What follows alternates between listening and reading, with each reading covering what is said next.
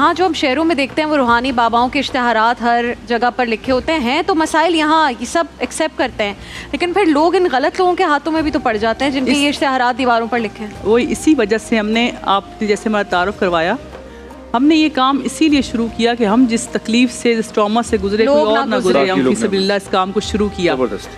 اب یہ جو آپ کہتے ہیں نا جو محبوب آپ کے قدموں میں شادی کی تو وہ ایک پروگرام ہی ہم سے کہا گیا کہ آپ کے پاس جو لوگ آتے ہیں جو کہتے ہیں کہ جی محبوب کو قدموں میں کیسے لایا جاتا ہے, تو ہم کہتے ہیں ایک تو فٹے منہ اس محبوب کا جو تعویذ داغوں سے قدموں میں لائے, دوسرا یہ کہ اس محبوب کا کیا کرنا جو تعویذ اور داغوں سے آپ اس کو لے کے, صحیح بات ہے, دل سے آپ کے پاس نہ آئے. اچھا یہ روحانی بیماریاں ہوتی کیا ہیں, ان کا علاج کیا ہے؟ I mean اکثر سنا جاتا ہے سب سے بڑی روحانی بیماری یہی نظر اور حسد, ہم نے نظر اور حسد ہے سب سے بڑی بیماری کی وجہ یہ, کیونکہ جب نظر لگتی ہے نا آپ کو اور حسد کی نظر لگتی ہے تو سب سے پہلے کیا ہے اس چیز کی؟ سب سے پہلے یہ ہوتا ہے کہ آپ کے کاموں میں رکاوٹ شروع ہو جاتی ہے.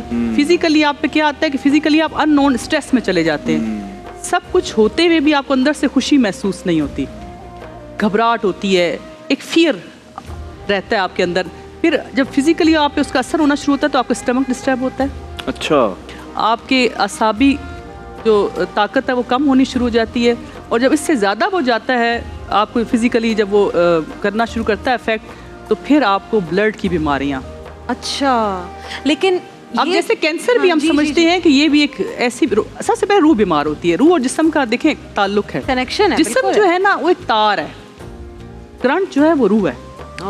پہلے روح بیمار ہوتی ہے پھر جسم بیمار ہوتا ہے.